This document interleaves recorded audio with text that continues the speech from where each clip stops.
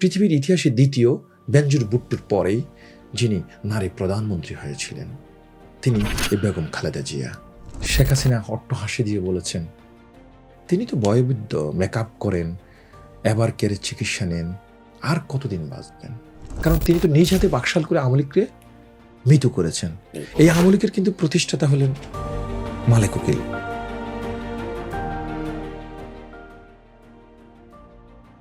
আমি বাংলাদেশে চিকিৎসা করাবো, আমি বাংলাদেশেই থাকবো, বাংলাদেশের আলো বাতাসে আমি বড় হয়েছি, বাংলাদেশে আমি শেষ নিঃশ্বাস ত্যাগ করব।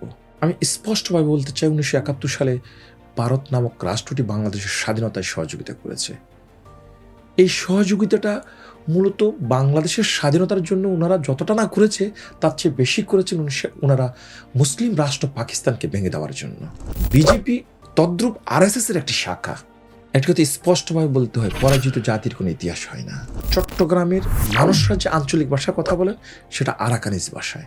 আমি বলতে চাই, উনি হার্ড অফ বাংলাদেশ। ভারতীয় সাম্রাজ্যবাদী আচরণের বিরুদ্ধে সবসময় স্পষ্ট ভাষায় কথা বলেছেন বেগম খালেদা জিয়া। জিয়া রহমান বাংলাদেশে গ্রামে গ্রামে হেঁটে খাল কেটেছেন। উগ্র হল সে যে বাবরি মসজিদ ভেঙে রাম মন্দির করে।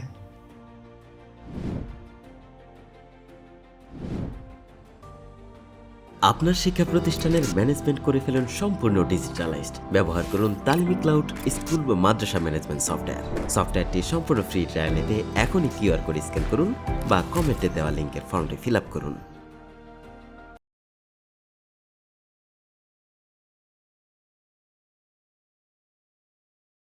আসসালামু আলাইকুম। ইনোভা টক্সের আরেকটি পডকাস্টে সবাইকে স্বাগত জানাচ্ছি। বরাবরের মতোই আমাদের স্টুডিওতে একজন গেস্ট আছেন, আপনাদের সবার পরিচিত আজকের গেস্ট জনাব আসাদ পারভেজ, যিনি গবেষক এবং রাষ্ট্রচিন্তক।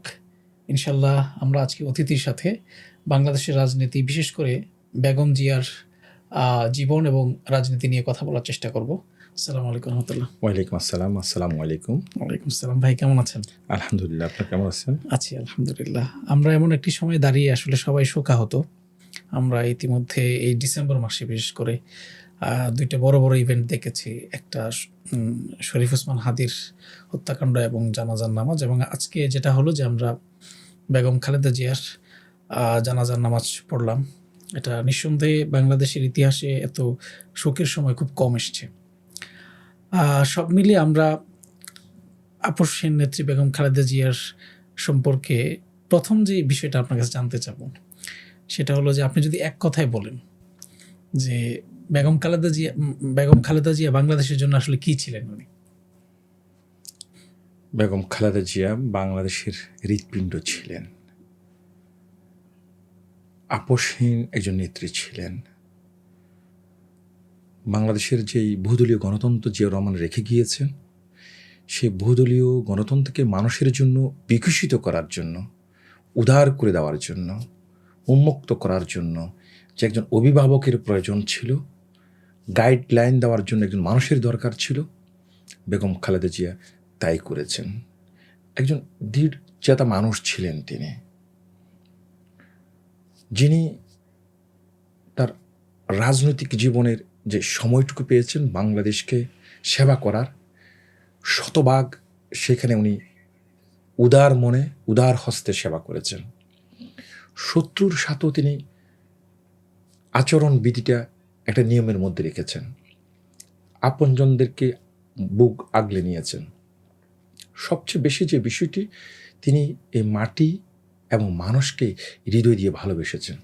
এই মানুষগুলোর ভাগ্য উন্নয়নের জন্য একদিকে যেমন উনি গণতন্ত্রকে বিকশিত করেছেন, অপরদিকে অর্থনৈতিক যে চাকাটা রয়েছে সেটাকে উনি সমৃদ্ধ করেছেন। মানুষের কথা বলার অধিকার তিনি ফিরিয়ে দিয়েছেন। খাদ্য, অন্ন, বস্ত্র, বাসস্থান, শিক্ষা, চিকিৎসা সকল কিছুকে উনি জেনারেল একটি লাইনে নিয়ে এসেছেন। আপনি জানেন আমরা তৃতীয় বিশ্বের একটা উন্নয়নশীল দেশ ছিলাম। এদেশের মানুষের বহু কিছুর অভাব রয়েছে। এই অভাবগুলো যেই ধরনের প্রসেসের মধ্যে দিয়ে ডেভেলপ করা সম্ভব, উনি বাংলাদেশের রাষ্ট্র ক্ষমতায় বসার পরে তা শতভাগ করেছেন। হয়তো রাজনৈতিক পথ মসৃণ হওয়ার না, নানা ধরনের বাধা রয়েছে, বিপত্তি রয়েছে। এগুলোকে ওভারকাম করে যতটুকু একটা তৃতীয় বিশ্বের প্রধানমন্ত্রী হিসেবে করা প্রয়োজন তিনি ততটুকুই করেছেন। এখন আমি যতটুকু জানি যে আপনি খালেদা জিয়াকে নিয়ে একটি বই লিখেছেন, খালেদা জিয়া চিকিৎসা গণতন্ত্র আগামীর বাংলাদেশ। তাছাড়া শহীদ প্রেসিডেন্ট জিয়াউর রহমানকে নিয়ে বই লিখেছেন। পাশাপাশি আপনার একাডেমিক কিছু বই আছে। আমরা প্রথমেই যেটা জানতে চাবো যে আপনি খালেদা জিয়ার জীবনটা স্টাডি করেছেন, সে জায়গা থেকে যদি কেউ না জেনে থাকে আমাদের দর্শকদের মধ্যে, তার জন্য বলবেন যে খালেদা জিয়ার বেড়ে ওঠা, জন্ম, এটা কেমন ছিল আসলে? ধন্যবাদ এমন একটি পরিস্থিতিতে এমন একটি প্রশ্ন করার জন্য আপনাকে এবং ইনোভা টক্স এই আয়োজনকে, সাথে যারা শুনছেন অনলাইন দুনিয়ায়, প্রত্যেককে আন্তরিক শুভেচ্ছা এবং অভিনন্দন জানাচ্ছি। আপনি প্রথমে যে কথাটি বলেছেন, ডিসেম্বর মাস আমাদের বিজয়ের মাস, আনন্দের মাস, কিন্তু 2025 সালের যে ডিসেম্বর, এটা আমাদেরকে ব্যথিত করেছে। আমরা দুটি ইতিহাসের সাক্ষী হয়েছি। একটা হলো শরীফ ওসমান বিন হাদি বাংলাদেশের যে জাতীয়তাবাদী একটি আদর্শকে ধারণ করে 5 আগস্ট 2024 পরবর্তী সময় বাংলাদেশের মানুষকে একীভূত করেছেন, এক জায়গায় নিয়ে এসেছেন। সেই বীরের মৃত্যু ঘটেছে। এটা অনেক অকাল মৃত্যু বলে, কিন্তু আসলে তো সব কিছু স্রষ্টার নিয়মতান্ত্রিক ব্যাপার। কিন্তু এটা একটা মানবসৃষ্ট পরিকল্পিত মৃত্যু ছিল, যার প্রমাণ দেখেছেন তার জানাজায় ডল নেমেছে মানুষের। অপর যেটা ইতিহাসের সাক্ষী হয়েছে সেটা হলো খালেদা জিয়ার বিদায় প্রয়াণ। এই মহিষী নারী 1945 সালের আগস্টের 15 তারিখ পৃথিবীর এই ধরাধামে এসেছিলেন। অবশ্যই সেটা ওনার বাবা একজন চা ব্যবসায়ী ছিলেন, প্রতিষ্ঠিত একজন ব্যবসায়ী ছিলেন জলপাইগুড়ি, যে অংশটুকু এখন ভারতে পড়েছে, ওখানে তার মূলত জন্ম। কিন্তু তার বয়স যখন 2 বছর, এমন সময় দেশভাগ পরবর্তী সময়ে ওনার পরিবার দিনাজপুরে চলে আসেন। সেখানে তিনি বড় হয়েছেন সাধারণ সম্ভ্রান্ত এক মুসলিম পরিবারে, গ্রামের পরিবেশে একজন সাধারণ প্রতিষ্ঠিত ব্যবসায়ীর মেয়ে হিসেবে ইসলামিক পারিবারিক বন্ধনের মধ্যে থেকে। তার পিতামহ ছিলেন একজন হাজি মানুষ। সেই সূত্রে একটি ধর্মীয় জীবন ব্যবস্থার মধ্যে দিয়ে উনি বেড়ে উঠেছেন। পরক্ষণে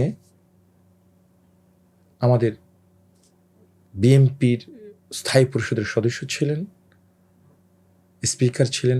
জমিরুদ্দিন সরকারের তত্ত্বাবধানে বাংলাদেশের সেনাবাহিনীর, অবশ্য সেটা সেই সময়টা ছিল পাকিস্তান সেনাবাহিনী, পাকিস্তান সেনাবাহিনীর টকবকে এক তরুণ অফিসারের সাথে ওনার বিয়ে হয়। বিয়ে পরবর্তী ওনার জীবনটা স্বাভাবিকভাবে সেনানিবাসে সেনাবাহিনীর নিয়মতান্ত্রিক পরিবেশের মধ্যে দিয়ে চলমান ছিল।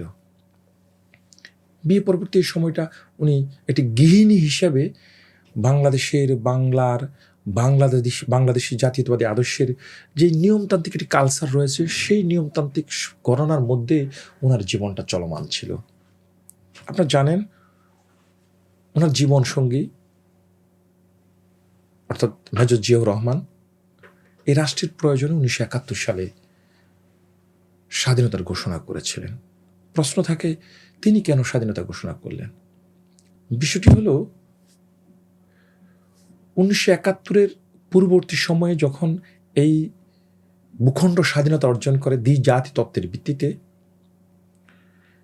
23 থেকে 24 বছরের সে সময়কাল পাকিস্তানের রাষ্ট্র ক্ষমতার ভিতরে এই ভূখণ্ড থেকে কিছু বিষয়, বিশেষ করে ভাষাগত বিষয়ে আন্দোলন থেকে মুক্তির একটা সংগ্রাম তাড়িত হয়েছিল। সে সময় এই ভূখণ্ডে যারা রাজনৈতিক নেতৃবৃন্দ ছিলেন, কিছু কিছু ক্ষেত্রে কিছু কিছু রাজনৈতিক নেতারা অপারগ ছিলেন।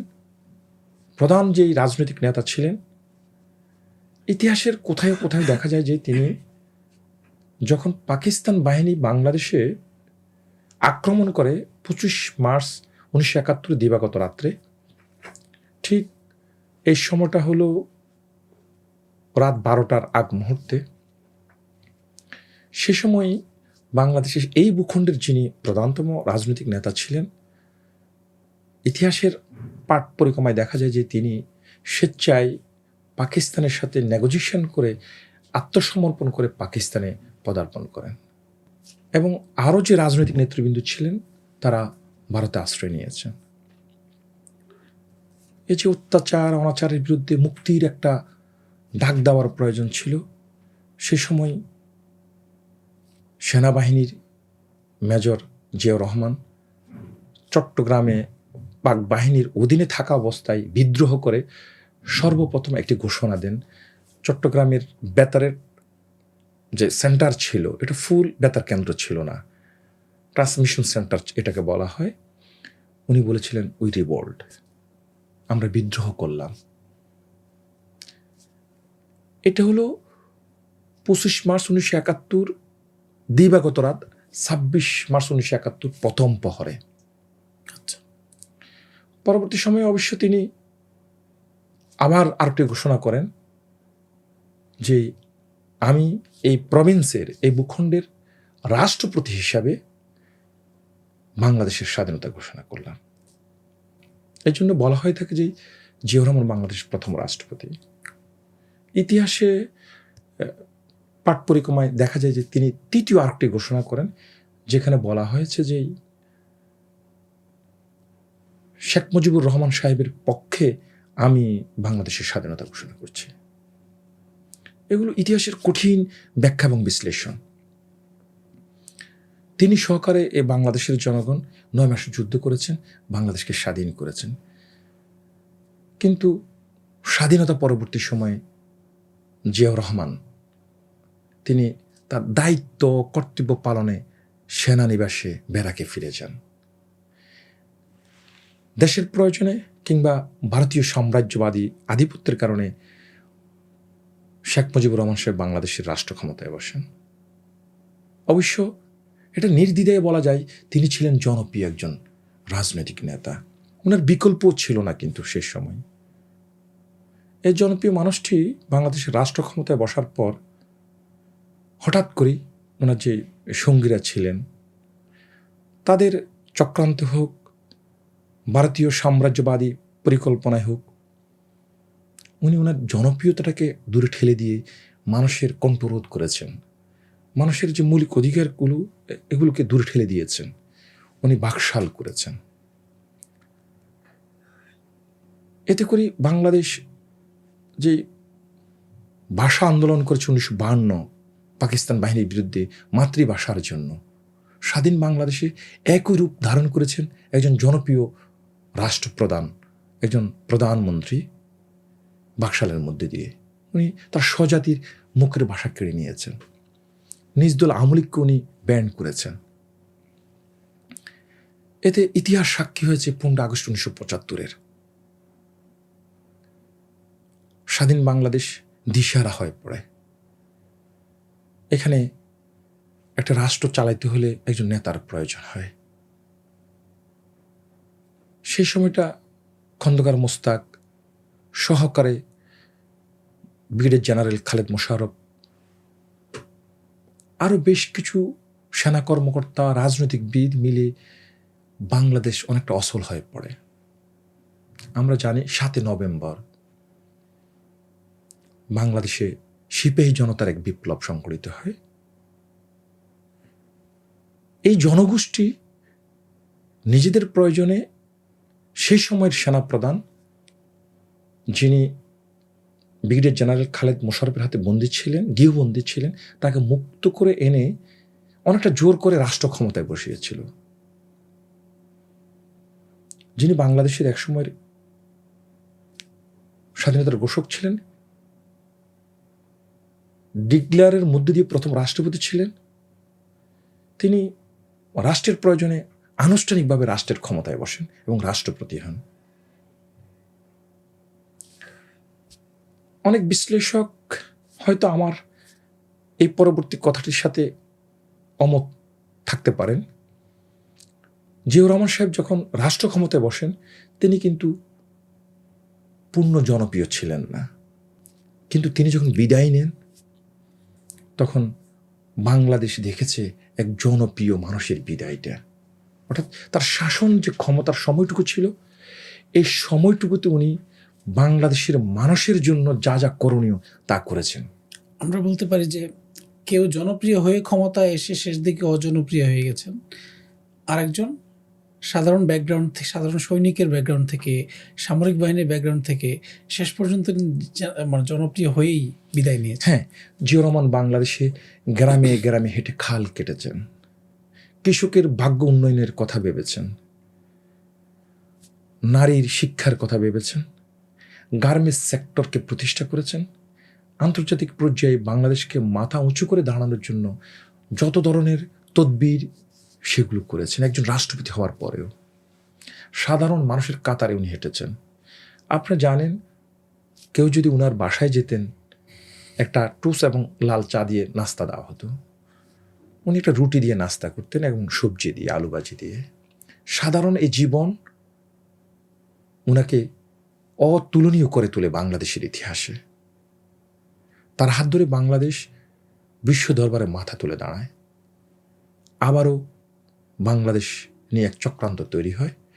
সে চক্রান্তের অংশীদার তখন হয় ভারতীয় সাম্রাজ্যবাদ এবং সোভিয়েত ইউনিয়ন, মার্কিন যুক্তরাষ্ট্র।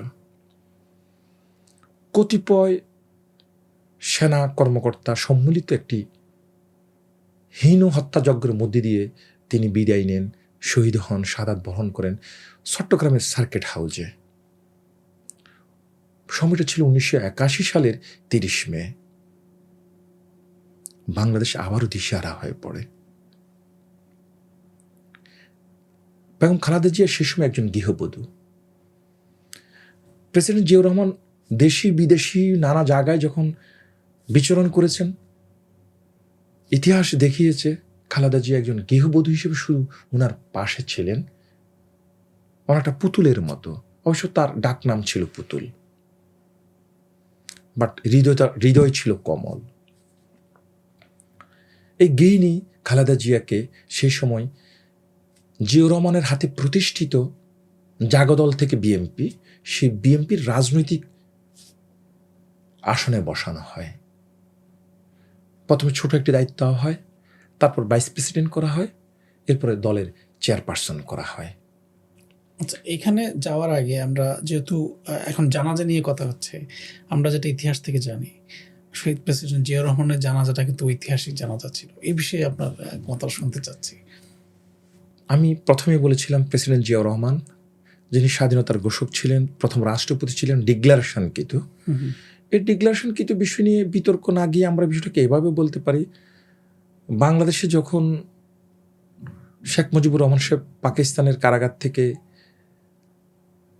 লন্ডন ভারত হয়ে বাংলাদেশে আসেন, এসে কিন্তু উনি তাজউদ্দিন সাহেবের কাছ থেকে রাষ্ট্র ক্ষমতা নিয়ে প্রথমে স্বঘোষিতভাবে রাষ্ট্রপতি হয়েছিলেন। এরপরে উনি নিজেই আবার ডিক্লেয়ার দিয়ে বাংলাদেশের প্রধানমন্ত্রী হয়েছেন।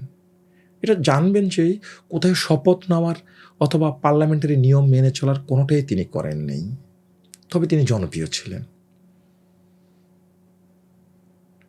কিন্তু প্রেসিডেন্ট জিয়াউর রহমান শুরুটা শেষটা ছিল রাষ্ট্রের প্রয়োজনে এমন কার্যক্রম করেছেন তিনি, এই রাষ্ট্র তাকে বুক আগলে নিয়েছিল, ধারণ করেছিল জাতি তাকে। উনি 1981 সালের 30 মে দলীয় একটি অফিসিয়ালি কাজে উনি চট্টগ্রামে যান। তো সেখানে এই যে তার নিহত হওয়া, এটা ছিল অকল্পনীয়। ওনার মৃত্যুর সংবাদ যখন চারিদিকে ছড়িয়ে পড়ে, তখন পুরো জাতি, রাষ্ট্রযন্ত্র, প্রশাসন সবাই হতবিহ্বল হয়ে পড়ে। চট্টগ্রামে ওনার একটা স্মৃতি অংশ রয়েছে। পরবর্তী সময় ওনাকে ওখান থেকে এনে জিয়া উদ্যান, আমাদের যে সংসদ ভবন এলাকা, সেখানে ওনাকে কবরস্থ করা হয়। ওনার যে জানাজা ছিল, সে জানাজার ফুটেজগুলো যদি দেখেন, সে সময়ের বিভিন্ন মিডিয়ার যে পিকচারগুলো, লেখাগুলো দেখেন, দেখবেন ইতিহাস বলছে জগতের একটি রেকর্ডদারি জানাজা ছিল। কেমন জনপ্রিয় হলে এত মানুষ হয় একজন মানুষের বিদায় লগ্নে, এটা তো ওই জানাজা সাক্ষী দিচ্ছে। কেউ বিদায় নেওয়ার পর তার আপন জনেরাও জানাজা অংশগ্রহণ করার সুযোগ পায়নি বা সাহস দেখায়নি। সেক্ষেত্রে জিয়াউর রহমানের এই জানাজা দাপন কার্যক্রম রাষ্ট্রীয়ভাবে হওয়া, লক্ষ লক্ষ মানুষের অংশগ্রহণ করা, সেটা প্রমাণ করে তিনি ছিলেন এই জাতির শ্রেষ্ঠ সন্তানদের একজন। আমরা তারপর যেটাতে ছিলাম যে বেগম খালেদা জিয়া তিনি দেশের প্রয়োজনে এবং পার্টির প্রয়োজনে তাকে আসতে হয়েছে আসলে রাজনীতির ময়দানে। তো আমি ওই জায়গা থেকে বলবো 83-84 পেরিয়ে যখন উনি রাজনৈতিক ময়দানে, তখন বাংলাদেশের ক্ষমতায় আসেন এক সুরশাসক জেনারেল হোসেন মোহাম্মদ এরশাদ। দেখতে ছিলেন উনি খুবই সাদাসিধে, কিন্তু তার শাসন ব্যবস্থা ছিল কঠোর। এই মানুষটি অবশ্য রংপুর অঞ্চল সহ বাংলাদেশের কিছু অঞ্চলে অনেক উন্নয়ন করেছেন, সেখানে উনি অনেক জননন্দিত। ইসলামিক কিছু কাজও করেছেন, কিন্তু উনি একজন সুরশাসক ছিলেন। এই সুরশাসকের বিরুদ্ধে যা আন্দোলন করার প্রয়োজন, রাজপথে ওই যে একজন গৃহবধূ বেগম খালেদা জিয়া হয়ে উঠলেন রাজপথের যোদ্ধা। সহযোদ্ধাদেরকে নিয়ে উনি আন্দোলনে দিন রাত একাকার করেছেন। সে সময় ওনার সাথে কিন্তু শেখ হাসিনাও ছিল। কিন্তু দেখবেন 1988 যে নির্বাচন হয়েছিল, সেখানে খালেদা জিয়া অংশগ্রহণ করেননি। কমিটমেন্ট করেও সেটা ভেঙে শেখ হাসিনা অংশগ্রহণ করেছেন। এবং খালেদা জিয়াকে প্রচণ্ড যখন চাপ দেওয়া হয় বাইরে যাওয়ার জন্য, তিনি দেশে থেকেছেন। তার সে আন্দোলনের একটা রেজাল্ট কিন্তু এসেছিল। 1991 সালে বাংলাদেশের ইতিহাসে প্রথম এবং পৃথিবীর ইতিহাসে দ্বিতীয় বেনজির ভুট্টোর পরেই যিনি নারী প্রধানমন্ত্রী হয়েছিলেন, তিনি এই বেগম খালেদা জিয়া। উনি 91 থেকে 1996 সাল 5 বছর বাংলাদেশের সরকার প্রধান হিসাবে, প্রধানমন্ত্রী হিসাবে গণতন্ত্রকে যেভাবে বিকশিত করার দরকার সবটুকু করেছেন। উনি একজন দৃঢ়ছেদা মানুষ ছিলেন। সিদ্ধান্ত নেওয়ার সময় তিনি দলের, সরকারের যে নিয়মগুলো মেনে চলা দরকার, যাদেরকে নিয়ে সিদ্ধান্ত নেওয়ার দরকার, তিনি তাই করতেন। কিন্তু যদি তিনি মনে করতেন কারো সিদ্ধান্তের কারণে রাষ্ট্রের ক্ষতি হবে, সেটা তিনি অকপট অ্যাভয়েড করতেন, ফেলে দিতেন। অর্থাৎ রাষ্ট্রের, জনগণের, এই মাটি ও মানুষের জন্য, এই মানুষগুলোর জীবনযাপনের জন্য, মাথা তুলে বেঁচে থাকার জন্য, ধর্মীয় অনুশাসনকে সমৃদ্ধ করার জন্য, মানুষের ব্যক্তি জীবনকে পরিস্ফুটিত করার জন্য যা যা করার দরকার সবটুকুই তিনি করেছেন। তার শাসনামলে আপনি কোথায় শুনতে পাবেন না যে নিরাপত্তাহীনতা ছিল জনমানব সমাজে। মানুষের পারিবারিক বন্ধন ছিল অটুট। একটি রাষ্ট্রের রাষ্ট্রীয় ব্যবস্থা যখন ভেঙে পড়ে, তখন মানুষের পারিবারিক যে অবস্থাগুলো, সেটাও কলহ সৃষ্টি হয়। কিন্তু তার শাসনামলে বাংলাদেশের যে সামাজিক ব্যবস্থা, সেটা ছিল অনেক সমৃদ্ধ। অর্থাৎ থানা ভিত্তিক যে প্রশাসনিক ব্যবস্থা ছিল, ইউনিয়ন ভিত্তিক যে কাঠামো ছিল, সবগুলো উনি তীক্ষ্ণ নজরে রেখেছেন। বাংলাদেশ ব্যাংককে তিনি একটা স্বতন্ত্র জায়গায় নিয়ে এসেছেন। সেনাবাহিনীকে একটি সেপারেট ইনস্টিটিউট পরিপূর্ণভাবে হওয়ার জন্য যা যা করার দরকার, সেই দিকে তিনি খেয়াল করেছেন। প্রাথমিক শিক্ষা মানুষের জন্য বাধ্যতামূলক করেছেন। জিয়াউর রহমানের রেখে যাওয়া গণতন্ত্রকে তিনি চালিয়ে নিয়েছেন। বিশ্ব দরবারে জাতিসংঘের মতো জায়গায় দাঁড়িয়ে তিনি মাথা উঁচু করে বাংলাদেশের কথা বলেছেন। সবচেয়ে বড় যে বিষয়টি, সেটা হলো ভারতীয় সাম্রাজ্যবাদের বিরুদ্ধে উনি দাঁড়িয়ে সবসময় বাংলাদেশের যে সীমান্ত বিষয়, সেগুলোতে উনি শক্ত হাতে সুকৌশলী সিদ্ধান্ত নিয়েছেন। এরপরে উনি 1996 সালে বাংলাদেশের প্রধানমন্ত্রী ছিলেন কিছু সময়ের জন্য। তৃতীয়বারের জন্য তিনি 2001 থেকে 2006 পর্যন্ত বাংলাদেশের প্রধানমন্ত্রী থেকে ইতিহাস সৃষ্টি করছেন সমগ্র বিশ্বে। এর ইতিহাস আপনারা জানেন, আমাদের তরুণ সমাজ জানে। বাংলাদেশে পল্টনে বাইতুল মোকাররম এলাকায় লাশের উপরে একটি রাজনৈতিক দলের নেতারা লাফিয়েছে। তিনি ক্ষমতা হস্তান্তর করেছেন, বাংলাদেশকে শান্তি, একটা উন্নত সমৃদ্ধ জাতি দেখতে চেয়েছেন। কিন্তু জেনারেল মনি আহমেদ এবং একসময়ের বাংলাদেশ ব্যাংকের গভর্নর ফখরুদ্দিন সাহেবের নেতৃত্বাধীন যেই 2 বছর ছিল, সেই 2 বছর অনেকটা সময় তিনি কারান্তরীণ ছিলেন। তাকে প্রচণ্ড চাপ দেওয়া হয়েছে, তার দলকে ভেঙে দেওয়া হয়েছে, কিন্তু তিনি মাথা নত করেননি। পরিশেষে এই বাংলাদেশের স্বাধীনতা সার্বভৌমত্বের সাথে একটা অঙ্গাঙ্গিভাবে জড়িত রয়েছে ভারতীয় রাষ্ট্র। আমি স্পষ্টভাবে বলতে চাই, 1971 সালে ভারত নামক রাষ্ট্রটি বাংলাদেশের স্বাধীনতায় সহযোগিতা করেছে। এই সহযোগিতাটা মূলত বাংলাদেশের স্বাধীনতার জন্য ওনারা যতটা না করেছে, তার চেয়ে বেশি করেছেন ওনারা মুসলিম রাষ্ট্র পাকিস্তানকে ভেঙে দেওয়ার জন্য। তাহলে এখন প্রশ্ন দাঁড়ায়, বাংলাদেশ কি স্বাধীন হতো না ভারত সহায়তা না করলে? না, বিষয়টা এমন না। ভারত যদি বাংলাদেশকে সহযোগিতা নাও করত, পাকিস্তানের আচরণগত বিধির কারণে, বাংলাদেশের এই ভূখণ্ডের মানুষের চাহিদার কারণে ন্যায্যতার দাবি যে উঠেছে, সে দাবি হয়তো 2 ঘন্টা পরে পূর্ণতা পাইত, কিন্তু বাংলাদেশ স্বাধীন হতো।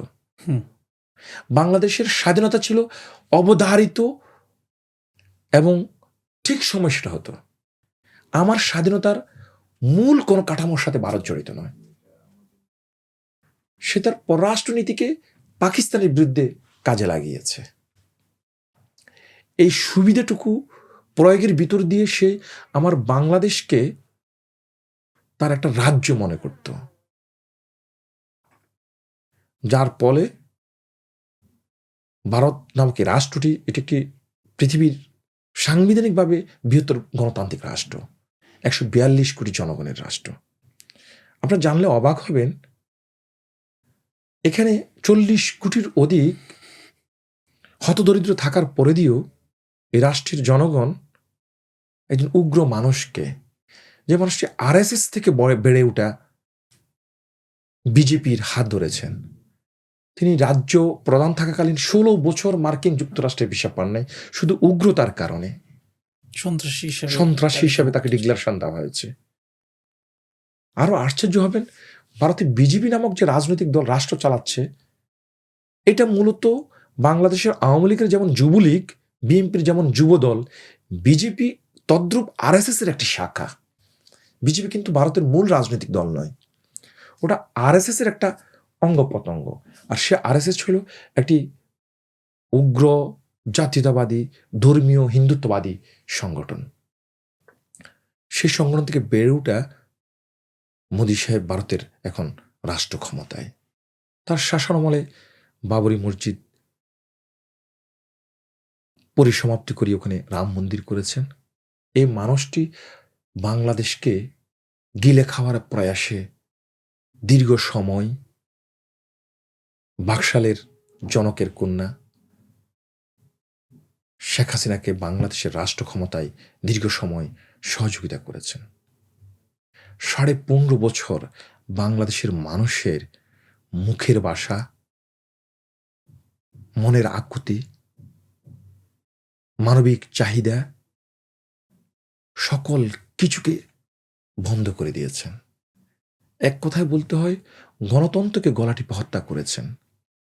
তার শাসনামলে বাংলাদেশে ক্যাসিনো কাণ্ড ঘটেছে, সম্রাটের মতো নেতাদের জন্ম হয়েছে, হলমার্ক কেলেঙ্কারি হয়েছে, বাংলাদেশের টাকা লোপাট হয়েছে, বিশ্ববিদ্যালয়ে তার ছাত্রলীগের নেতারা দর্শন উৎসব করেছে, তার অর্থমন্ত্রী 4,000 কোটি টাকাকে কিছুই না বলেছে।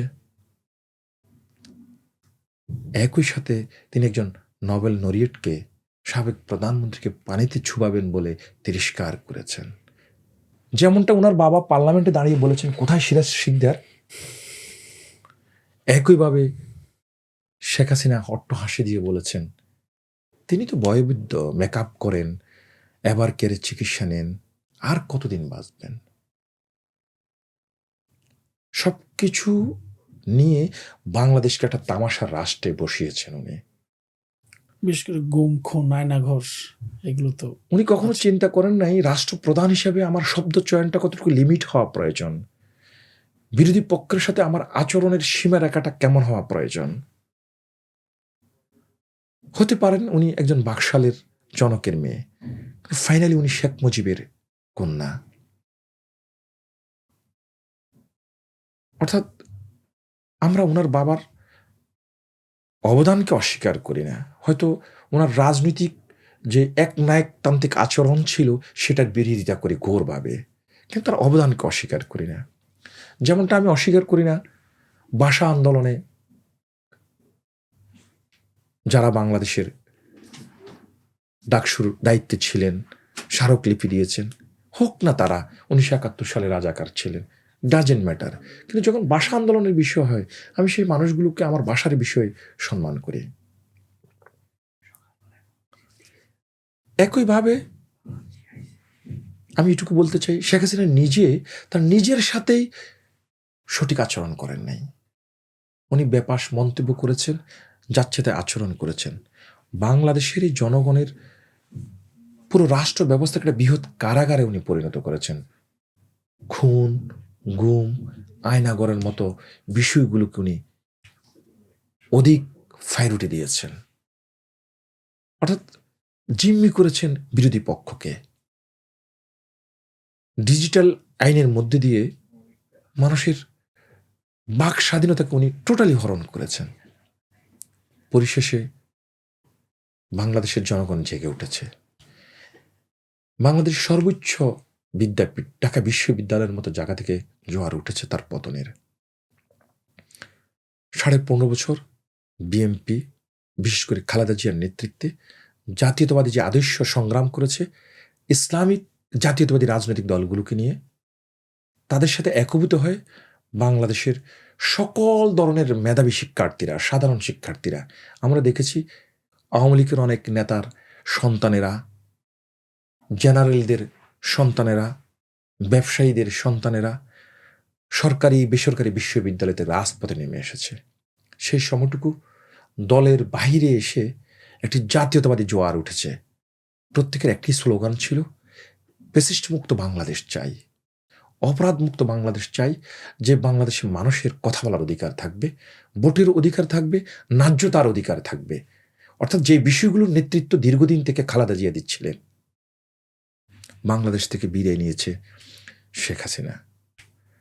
আমরা ওনার নামের সাথে বলতে পারি কখনো উনি জনাব শেখ মুজিবুর রহমান সাহেবের মেয়ে, কখনো বলতে পারি বাকশালের প্রতিষ্ঠাতার মেয়ে, একই সাথে বলতে হয় আমাদেরকে ফ্যাসিস্ট, অত্যাচারী, নিপীড়ক এক অবৈধ রাষ্ট্রপ্রধান।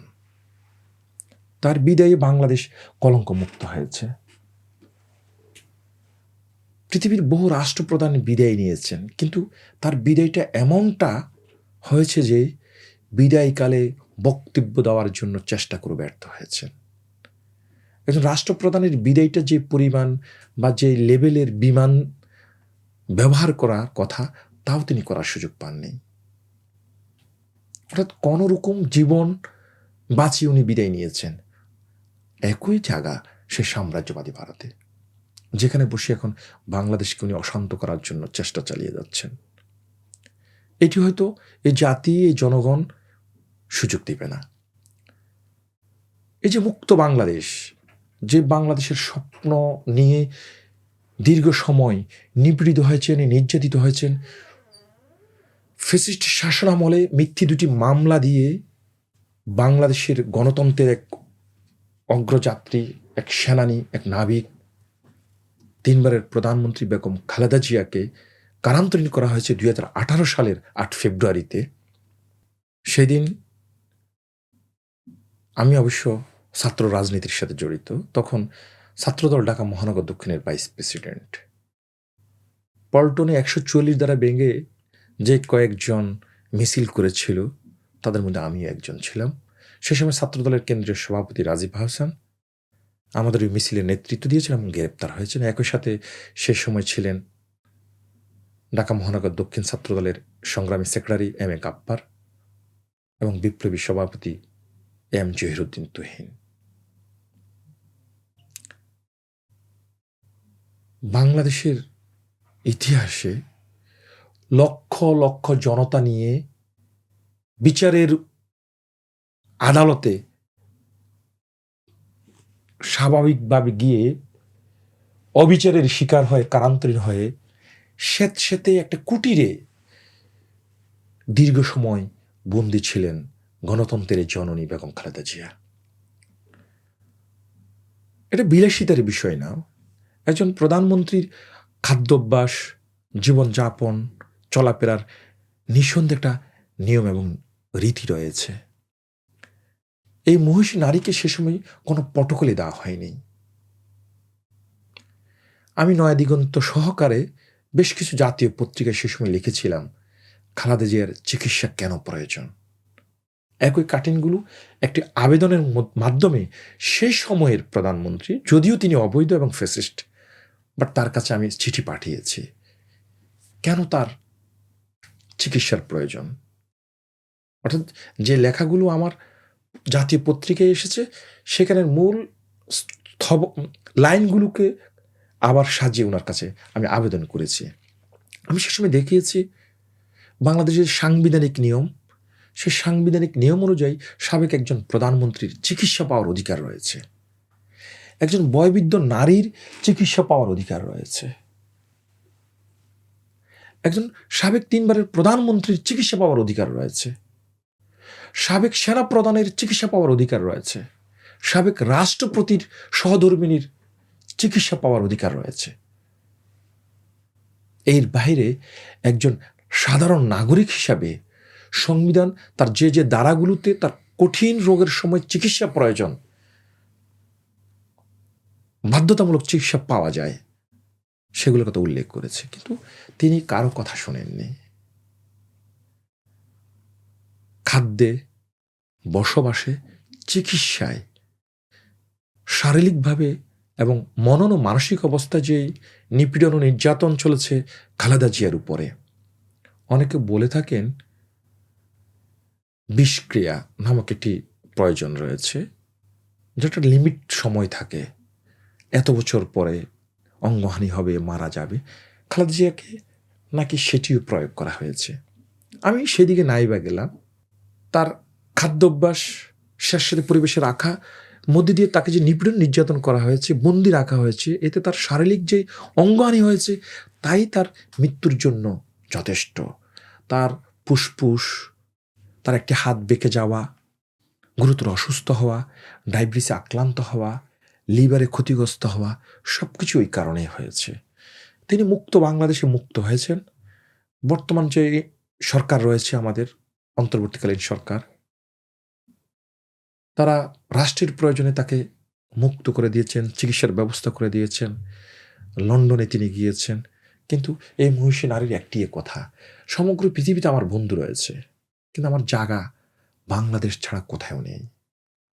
আমি বাংলাদেশের চিকিৎসা করাবো, আমি বাংলাদেশেই থাকবো। বাংলাদেশের আলো বাতাসে আমি বড় হয়েছি, বাংলাদেশে আমি শেষ নিঃশ্বাস ত্যাগ করব। এটা নিয়তির লিখন। ওই যে ইন্নাল আমালুন বিন্নিয়াত, নিয়তির উপরে বরকত। উনি শপথ নিয়েছেন বাংলাদেশের শেষ নিঃশ্বাস ত্যাগ করবেন, এটি প্রমাণিত হয়েছে। বাংলাদেশের এভার কেয়ার হসপিটাল ইতিহাসের সাক্ষী হয়েছে। এটির প্রতিটি ইট বালুকণা ইতিহাসের সাক্ষী হয়েছে।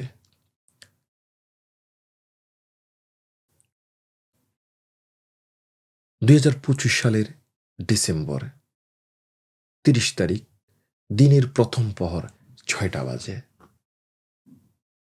চিকিৎসা শাস্ত্রের সকল নিয়মতান্ত্রিকতাকে পরাজিত করে মহান স্রষ্টার নির্ধারিত ডাকে তিনি সাড়া দিয়েছেন। তিনি জাতিকে কাঁদিয়ে, আমাদেরকে কাঁদিয়ে,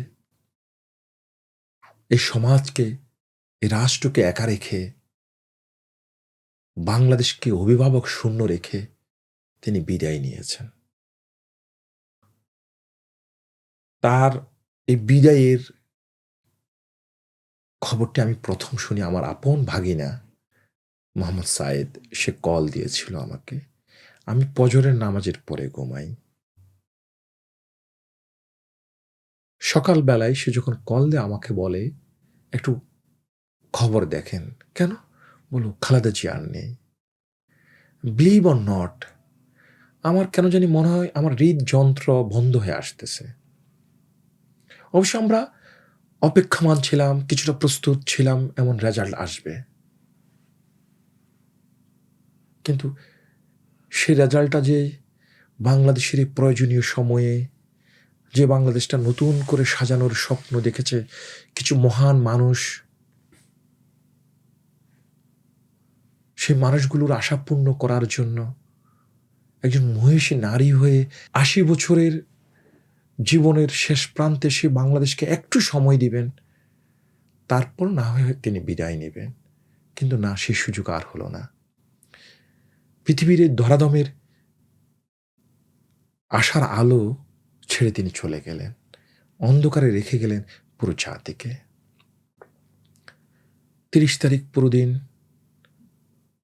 গতকাল রাত, আজকের দিন, পুরো জাতি, এদেশের জনগণ রাজনীতির ঊর্ধ্বে উঠে। আমি দেখেছি বহু আওয়ামী লীগের মিডল ক্লাসের নেতারাও ওনার জানাজায় এসেছেন। আমার নিজ জেলা নোয়াখালীর আমি ২-১ জনকে দেখেছি। অবশ্য এর ভিতর দিয়ে আমি আবার এটাও দেখছি যারা ফ্যাসিস্ট সরকারের প্রধান শেখ হাসিনার সাথে বিদেশ সফর করেছেন, মার্কিন যুক্তরাষ্ট্রে গিয়েছেন, ব্যবসায়িক সুবিধা নিয়েছেন, তারা আবার ফেসবুকে এমন লিখছেন, তাদের ভাষাগত শব্দচয়ন মনে হয় তারা বিএনপির মহাসচিবের চেয়েও বড় নেতা। এটা আমাদের জন্য দুর্ভাগ্য। আমরা সহমর্মিতা চাই, সহযোগিতা চাই, ভালোবাসা চাই, কিন্তু বিশ্বাসঘাতকতা চাই না, হঠকারী সিদ্ধান্ত চাই না। আমি এই ২টি উদাহরণ দিয়েছি আমার এলাকা দিয়ে। অর্থাৎ যেমন আওয়ামী লীগের মিডল ক্লাসের নেতাকে দেখেছি জানা যায়, তেমনি আবার আওয়ামী লীগের এক নেতার স্ট্যাটাসটাও যে রাষ্ট্রের জন্য বিশ্বাসঘাতকতামূলক, সেটুকু বুঝতে চাচ্ছি। যাই হোক, বাংলাদেশ নীরব হয়েছে, নিস্তব্ধ হয়েছে, আঁধার দেখেছে, শব্দহীন ভাষাহীন জাতিতে পরিণত হয়েছে, শোকে কাতর হয়েছে বাংলাদেশি বাঙালি জাতি। বেগম খালেদা জিয়া তার স্বামীর রেখে যাওয়া এই যে সম্পদ, বাংলাদেশ নামক একটি ভূখণ্ড, সমতল থেকে পাহাড়, পুরো ভূখণ্ডকে সমহারে ভালোবেসেছেন। উনি যেমন বাংলাদেশি জাতীয়তাবাদকে ধারণ করেছেন, একই সাথে পাহাড়ের ক্ষুদ্র যে নিগোষ্ঠী রয়েছে, মারমা, ত্রিপুরা, খেয়াং, খুকি, প্রত্যেককে ভালোবেসেছেন।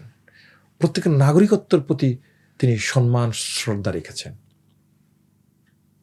একই সাথে 1947 সালে ভারতীয় দাঙ্গায়, নিপীড়ন এবং নির্যাতনে, অত্যাচারে, দ্বিজাতি তত্ত্বের ভিত্তিতে দেশভাগের সময় বিহার রাজ্য থেকে সেই সময় নিকটবর্তী পাকিস্তানের নিকটবর্তী জায়গা, এই ভূখণ্ডে যে বিহারিরা এসেছেন, তাদেরকেও হৃদয় দিয়ে ধারণ করে নিয়েছেন। আমাদের দেশের অনেক জনগোষ্ঠী মনে করেন বিহারি জনগোষ্ঠী মনে পাকিস্তানের, না, এই জনগোষ্ঠীকেও তিনি এই ভূখণ্ডের মূল সন্তান হিসেবে বসবাসের সুযোগ করে দিয়েছেন, যেমনটা পাহাড়ের মানুষকে করে দিয়েছেন। অর্থাৎ পুরো জাতিটাকে একটা এক রাষ্ট্রকেন্দ্রিক জায়গায় নেওয়ার স্বপ্ন দেখেছেন এই মহিষী নারী। সংবিধানের প্রতি সম্মান রেখেছেন, গণতন্ত্রের প্রতি সম্মান রেখেছেন, মানুষের প্রতি ভালোবাসা রেখেছেন। তার শাসনামলে একবার তাকায় দেখেন ছাত্র দলের আচরণ কি সাম্রাজ্যবাদী, সন্ত্রাসী হয়েছে, যুব দলের, স্বেচ্ছাসেবক দলের, মুক্তিযোদ্ধা দলের অথবা তার প্রজন্ম দলের। তার যে রাজনৈতিক কর্মীরা রয়েছে সহনশীল জীবনযাপন করে। অর্থাৎ সকল দিক থেকে তিনি বাংলাদেশকে দেখেছেন মায়ের মতো করে। কেউ বলতে চান তিনি মাদার অফ ডেমোক্রেসি, কেউ বলতে চান তিনি ডটার অফ ডেমোক্রেসি। আমি বলতে চাই উনি হার্ট অফ বাংলাদেশ। তার বিদায় লগ্নে এই জাতি তাকে যেই সম্মান এবং শ্রদ্ধা ভরে স্মরণ করেছে, লক্ষ লক্ষ জনতা তার জানাজা শরিক হয়েছে, রাষ্ট্রীয় যে সম্মান প্রদর্শন করা হয়েছে, পৃথিবীর বহু রাষ্ট্রনায়ক, সাবেক কিংবা পলাতক কিংবা বর্তমান, তার হতবাক হয়েছে, আশ্চর্য হয়েছে, হয়তো হিংসায় কে নীরবে কানবেও। কিন্তু এই যে মহিষী নারী 80 বছর 4 মাস 15 দিনের যেই জীবন এই ভূখণ্ডে রেখে গিয়েছেন, ইতিহাস তার সাক্ষী হয়ে, তাকে যুগ থেকে যুগান্তর এই বাংলাদেশ যতদিন থাকবে, এই ভূখণ্ড যতদিন স্বাধীন থাকবে, আমরা যতদিন এই ভূখণ্ডের স্বাধীনতা ধরে রাখতে পারবো, ততদিন এই রাষ্ট্র, এই জনগণ তার প্রয়োজনে বেগম খালেদা জিয়াকে স্মরণে রাখবে। আমরা আরেকটা বিষয় একটু জানতে চাচ্ছি। ওনার জীবনের অনেকগুলো ডাইমেনশনের একটা ছিল যে উনি, আমরা বিভিন্ন সাক্ষাৎকারও দেখেছি যে খুব সহজ সরল জীবনযাপন করা, যেটা যে একজন আর্মি অফিসারের স্ত্রী হওয়ার পরেও ওনার সন্তানদেরকে নিয়ে যিনি খুব অল্প বাজেটের একটা সংসার উনি চালাতেন, সেই সময় সেই সহজ সরল জীবন সম্পর্কে আপনার কাছ থেকে একটু জানতে চাচ্ছি। এই বিষয়টা হলো, তার তো জীবনের যে ইতিহাসের তার স্বামী পরবর্তী জীবনটা, এটা উনি কখনো বিএনপির চেয়ারপারসন, কখনো বিরোধী দলীয় নেতা, কখনো উনি প্রধানমন্ত্রী। বাংলাদেশের সংস্কৃতি অনুযায়ী দায়িত্বগুলো যখন পালন করা হয়, তখন দলীয়ভাবে, রাষ্ট্রীয়ভাবে এই মানুষগুলো বিচরণের যে জায়গাগুলো, সেগুলো কিন্তু খুব চকচকে হয়। বাইরে থেকে মানুষ মনে করে এরা মনে খুব বিলাসী জীবনযাপন করছেন। আপনি তো চাইলে ডক্টর মোহাম্মদ ইউনূসকে বাংলাদেশে সিকিউরিটি বিন রাস্তায় নামাইতে পারবেন না। তো খালেদা জিয়ার 1981 পরবর্তী যে জীবন, অর্থাৎ রাজনৈতিক জীবন, সেই রাজনৈতিক জীবনটি ক্যারিজমেটিক, ডাইনামিক। এতে করে আপনি মিডিয়ার মাধ্যমে যদিও দেখেন চাকচিক্য, দামি প্লেটে খাচ্ছেন, রাজপ্রাসাদে ঘুমাচ্ছেন, কিন্তু পার্সোনাল ওনার জীবনে আপনি কোথায়ও কি ওনার কোনো সম্পদ দেখতে পান? ওনার যে 2টি বাড়ি ছিল, এটি হলো সরকার থেকে দেওয়া ছিল, ওনার স্বামীকে দেওয়া ছিল। এগুলো উনি ক্যান্টনমেন্ট এলাকায় বৈধভাবে পাওয়া, মানে স্বামীর দিক থেকে ঐতিহাসিক সম্পত্তি, তাও একটি ফ্যাসিস্ট সরকার অবৈধভাবে, অন্যায়ভাবে নিয়ে গিয়েছিল। নিয়ে গিয়ে আবার কি করলো, তারা বিদেশি চক্রান্তে বাংলাদেশের মেধাশূন্য করার জন্য, প্রশাসনিক শক্তিকে ধ্বংস করার জন্য যে বিডিআর হত্যাযজ্ঞ চালিয়েছে, সেই বিডিআর অফিসারদের পরিবারদেরকে নিয়ে আবার জিয়াউর রহমানের রেখে যাওয়া সম্পত্তিতে বাড়ি করে দিল। এটা বিষয়টা অনেকটা ষড়যন্ত্রমূলক, এমন যে জিয়া আন্তর্জাতিক বিমানবন্দর হয়ে গেল হযরত শাহজালাল আন্তর্জাতিক বিমানবন্দর। অর্থাৎ ধর্মীয় সেন্টিমেন্ট আর কি ইউজ করা হলো। আমরা তো ধর্মীয় বুজুর্গ ব্যক্তিদেরকে সম্মান করি, যার কারণে এখানে স্টপ, অর্থাৎ জিয়া আন্তর্জাতিক বিমানবন্দরের সাবজেক্টটাই ক্লোজ। বাংলাদেশের 2008 থেকে 2024 5 আগস্ট পর্যন্ত 15.5 বছরের যে অবৈধ শাসন কার্য ছিল, ফ্যাসিস্ট নিপীড়ন নির্যাতনমূলক শাসন কার্য ছিল, সেই শাসনের একটা অংশ ছিল জিয়াউর রহমানের পরিবারকে উচ্ছেদ করা, যাযাবর করা, বাস্তুচ্যুত করা। তা করতে গিয়ে উনি সেনাবাহিনীদেরকে ওখানে বসিয়েছেন। বিধাতার যে নিয়ামক, সে সেনাবাহিনী অভূতপূর্ব সম্মান জানিয়ে তাকে শেষ বিদায় দিয়েছেন। ওনার পারিবারিক জীবনে যে 2 সন্তান, এক সন্তান তার জীবিতকালে বিদায় নিয়েছেন জনাব খোকন সাহেব। সেখানে তার পুত্রবধূ রয়েছেন, 2টি নাতনি রয়েছেন। আর সন্তান জনাব তারেক রহমান সাহেব, যিনি বাংলাদেশের রাজনীতিতে পদার্পণ আগেও করেছেন, এখনো আছেন। সেখানে এক নাতনি আছেন, পুত্রবধূ আছেন। দেশি বিদেশি সকল গণমাধ্যমকে আমরা আমন্ত্রণ জানাই, গোয়েন্দা বাহিনীকেও বলতে চাই, খালেদা জিয়ার কোনো সম্পত্তি আছে কিনা। কোনো সম্পত্তি পৃথিবীর কোথাও তেমন নেই, তবে একটি সম্পদ আছে, সেটি হলো বাংলাদেশ। সাধারণ জীবনযাপন করতেন, রাষ্ট্রীয় দলীয় জীবনযাপনের বাইরে ব্যক্তি জীবন ছিল ওনার সাদাসিধে। একজন নারী, একজন মা, একজন পুত্রবধূ, কারো কাছে একজন শাশুড়ি কিংবা দাদি হিসাবে। আমাদের কাছে ছিলেন একজন রাজনৈতিক নেত্রী হিসাবে। আমি ভূরাজনীতির একজন গবেষক হিসেবে কথাগুলো বলছি। মাঝে মাঝে হয়তো আমার শব্দ চয়নগুলো রাজনৈতিক কর্মীর মতো হয়, কারণ আমি একটি রাজনৈতিক দলের সাথেও জড়িত। সত্যিকার অর্থে উনি আমাদের একজন অভিভাবক ছিলেন। আমরা যতটা দেখেছি, যতটা জেনেছি, যতটা জানার সুযোগ হয়েছে, সবটুকুই সত্য এবং নির্ভুল যে তার ব্যক্তি জীবন ছিল সাদাসিধে। আরেকটা বিষয় আমরা যদি বেগম খালেদা জিয়ার জীবন থেকে দেখতে চাই, সেটা হচ্ছে যে তার আপসহীনতা তো সবার কাছে স্বীকৃত, আধিপত্যবাদ বিরোধিতা উনি সবসময় এটা করে গেছেন, যে কোন রাষ্ট্র বা কে কার মন খারাপ হলো, কে শত্রু হয়ে গেল, তিনি সেটা দেখেননি। বাংলাদেশের প্রশ্নে তিনি আপসহীন ছিলেন, আধিপত্যবাদ বিরোধী মনোভাব তিনি পোষণ করতেন। এই আধিপত্যবাদ বিরোধিতার যে মনোভাব, সেটা তার জীবনে আসলে অনেক ক্ষেত্রে অনেকেই বলেন যে কাল হয়েছে। অনেক ক্ষেত্রে উনি অনেক সুবিধা নিতে পারতেন, সেটা নিতে পারেন নাই, সেই রকম একটা মানসিকতার কারণে। সেই বিষয়টা আপনি কিভাবে দেখবেন? এটা তো বাংলাদেশের জনগণ এবং বাংলাদেশের মিডিয়ায় ওনাকে পুরস্কৃত করেছেন অনেক আগে আপসহীন নেত্রী হিসেবে। উনি গণতন্ত্রের জন্য অটুট ছিলেন, শির দাঁড় করে বেঁচে থাকার স্বপ্ন দেখেছেন।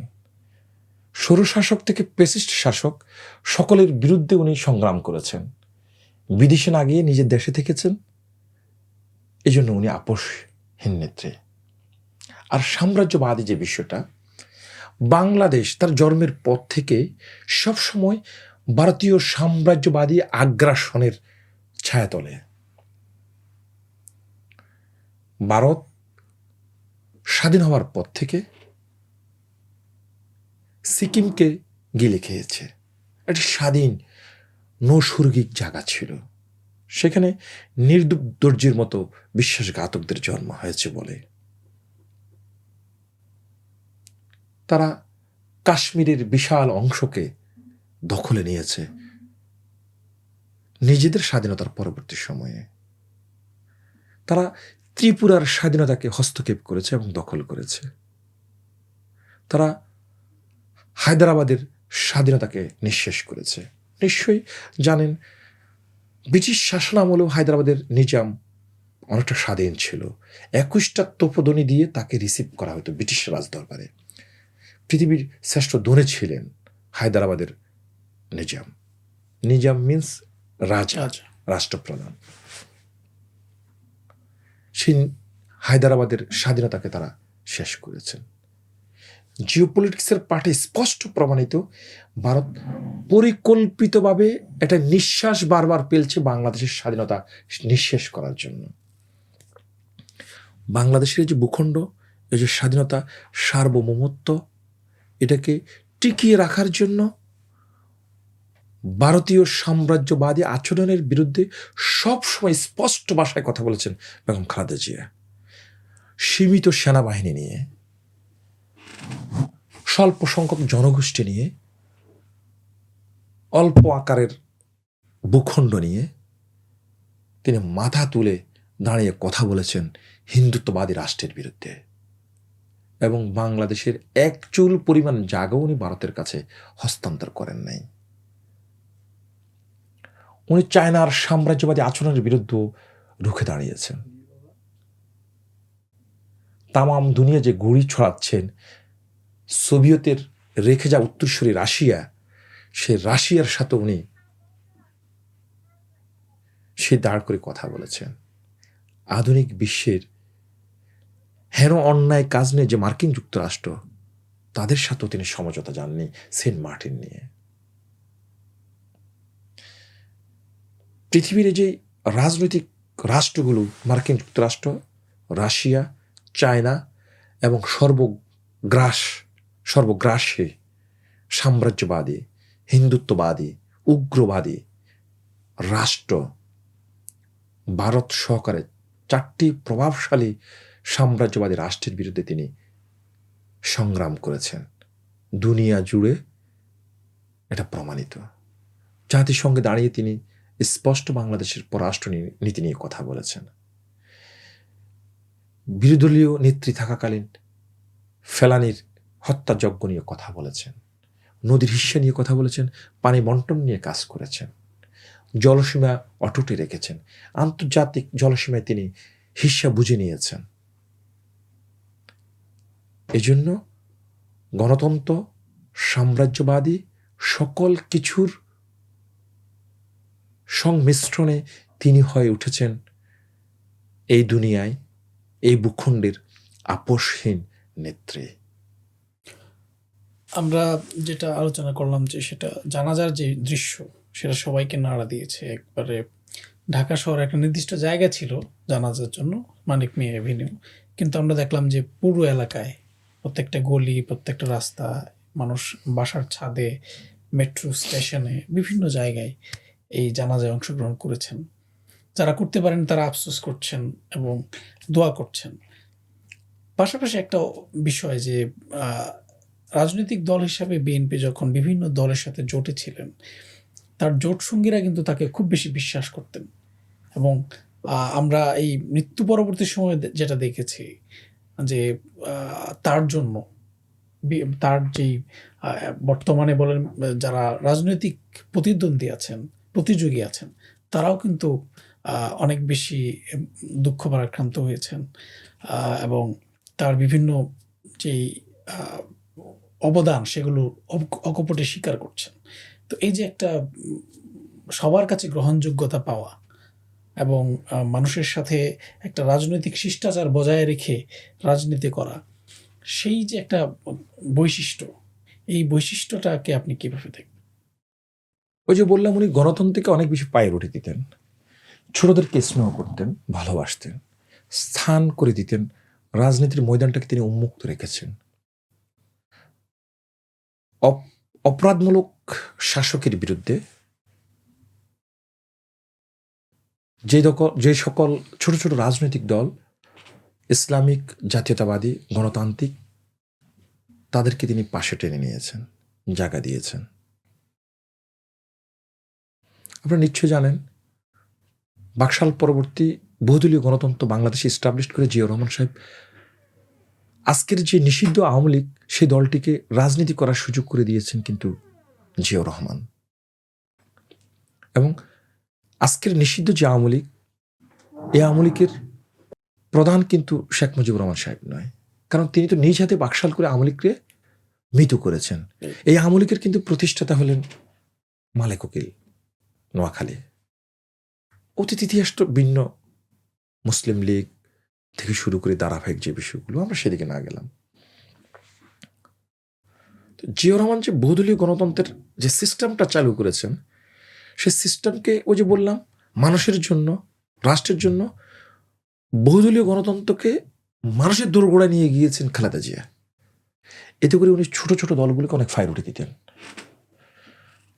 উনি জামাতে ইসলামের মতো একটি রাজনৈতিক দলকেও বাংলাদেশের রাষ্ট্র ক্ষমতার অংশীদার বানিয়েছেন। এখানে বিরূপ সাংঘর্ষিক আচরণ থাকার পরে দিয়েও তিনি তাদেরকে পাশে বসিয়ে দুটি মন্ত্রিত্ব দিয়েছেন। যদিও জামাত সে মন্ত্রিত্ব প্রতি সৎ এবং ন্যায়সঙ্গত আচরণ করেছেন, তাদের মন্ত্রণালয়গুলো পুরস্কৃত হয়েছে সততার জন্য। খালেদা জিয়া বাম দলগুলোকেও কাছে টেনে গণতন্ত্র চর্চা করার সুযোগ করে দিয়েছেন। নতুন বাংলাদেশে নতুন নতুন যে ছোট দলগুলো, তাদেরকেও তিনি জায়গা করে দিয়েছেন।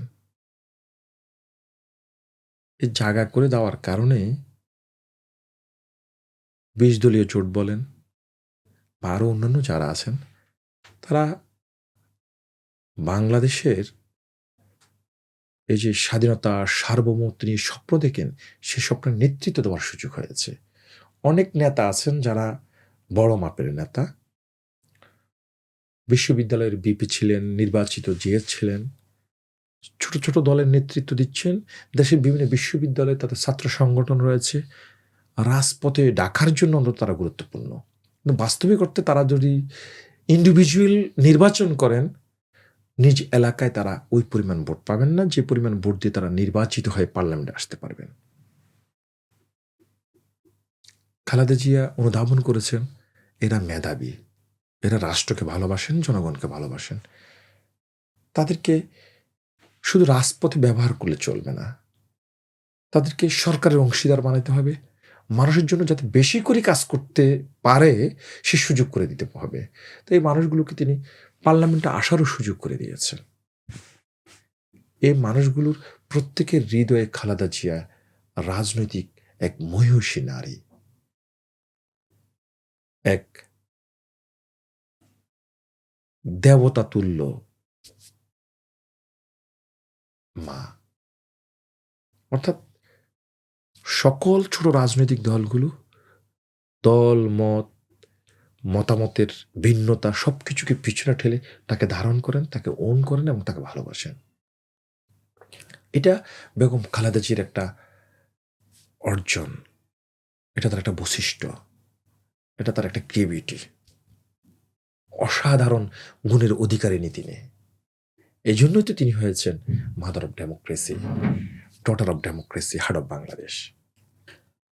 আমরা আলোচনার ক্ষেত্রে আমরা এখন আপনার ব্যক্তিগত জীবনের কিছু বিষয় নিয়ে আলোচনা করতে চাচ্ছি। আপনি আসলে আপনার বেড়ে ওঠা কোথায়? আপনার জীবন শুরু কোথায় আপনার? আমি নোয়াখালীর মানুষ।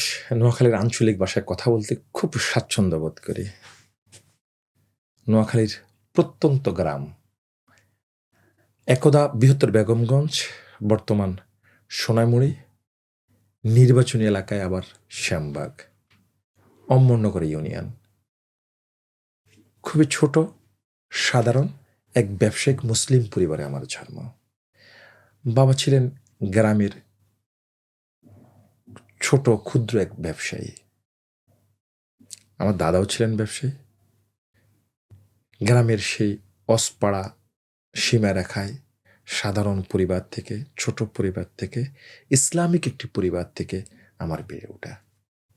পড়াশোনা, প্রথম জীবন আমার বাড়ির একটু দূরে, নিকটবর্তী দূরে কাজিরহাট সরকারি প্রাথমিক বিদ্যালয়, এরপর স্কুল জীবন আলায়ারপুর কাজিরহাট পাবলিক উচ্চ বিদ্যালয়, পরবর্তী সময়ে যার নামকরণ পরিবর্তন হয়ে শহীদ আমানুল্লাহ উচ্চ বিদ্যালয়। এর পরবর্তী জীবন আমার চট্টগ্রামে, যেখানে আমার ভাইরা বসবাস করেন। বড় ভাইয়ের বাসা থেকে চট্টগ্রাম মহসিন কলেজ। আমি অবশ্য যখন মহসিন কলেজের স্টুডেন্ট, তখন মহসিন কলেজ রাষ্ট্রীয়ভাবে বাংলাদেশের শ্রেষ্ঠ কলেজ ছিল। কিছুদিন কমার্স কলেজে ছিলাম। রাজনৈতিক পাঠ পরিক্রমায় আমাকে ফিরে যেতে হয় নোয়াখালীতে এম.এ. হাশেম ডিগ্রি কলেজে। আবার ফিরে আসি চট্টগ্রামে, আইসিএমএ থেকে পড়াশোনা করে ঢাকা বিশ্ববিদ্যালয়ের প্রফেশনাল দু একটা ডিগ্রি অর্জন করি। আইসিএমএ অবশ্য আমি শেষ করি নাই, তার কিছু সাবজেক্ট শেষ করেছে। এর ভিতর দিয়ে স্বপ্ন দেখতাম লেখালেখি করে। আমার সাথে যারা, তারা কেউ চাকরি করেন, কেউ ব্যবসা করেন। অবশ্য আমি আর্মিতে গিয়েছিলাম। আর্মির অফিসার র্যাঙ্কে পরীক্ষা দিয়েছি। আমার ভালো লাগেনি। লেখালেখি একটু স্বপ্ন। ছোটবেলায় ফুটবল খেলতে ভালোবাসতাম, একটু একটু ক্রিকেট খেলতে ভালোবাসতাম। সব কিছুকে পিছনে রেখে স্বপ্ন দেখেছি একজন লেখক হব। তাই যখন আমি চট্টগ্রামে, তখন বিভিন্ন পত্রিকায় ওদের একটা লেখা থাকতো, আপনার মন্তব্য জানান, মেইল অথবা ফোন করে। আমি সকালবেলা থেকে বসে থাকতাম, জুমার আগে এটা শেষ করতে হবে। মেইল করলে যদি ওরা না পায়, তা আমি ফোন করার চেষ্টা করতাম। অনেক কল করার পর ধরত, কিছু কথা বলতাম। শনিবারে দেখতাম যে সেগুলো আসতো। অবশ্য তার আগে আমি একটা উপন্যাস লিখেছি, ভালোবাসার যন্ত্রণা, প্রেমের উপন্যাস। একটা সময় অনুধাবন করেছি, ওই যে ক্যাম্পাসে যাচ্ছি, বাসে ধাক্কা লেগেছে, মেয়েটা আমাকে বাজে দুটি কথা বলেছে। ক্যাম্পাসে গিয়ে দেখলাম ওই রূপসী তো আমারই বেসমেট। কিছুদিন পরে তার সাথে প্রেম হওয়া। দেখলাম যে না, এগুলো প্রকৃত কোনো Knowledge না তৈরি ইতিহাস, করে না। না জ্ঞান ভিত্তিক চর্চা, না আমাকে টিকিয়ে রাখবে, না সমাজের কোনো উপকারে আসবে। গতানুগতিক একটি পার্ট এটি। স্বপ্ন দেখলাম, হৃদয়ের গহীনে ছোটবেলা থেকে একটি স্থান, একটি জায়গা নিয়ে আমার ভালোবাসা, দুঃখ, যন্ত্রণা অনুভব হতো। সে জায়গাটির নাম হলো আল-আকসা, প্যালেস্তাইন, জেরুজালেম। আমি অনেক সময় বলি, যদি আমার বিদ্য মা না থাকতো, পরিশেষে বলি যদি বৈবাহিক জীবন, স্ত্রী সন্তান না থাকতো, পৃথিবীর কোনো নিয়ম না মেনে আমি হয়তো ওখানে চলে যেতাম। ইসরায়েলি আগ্রাসন কোনো কিছু হয়তো আমাকে ধরে রাখতে পারতো না। এটা হলো আমার পার্সোনাল পারসেপশন।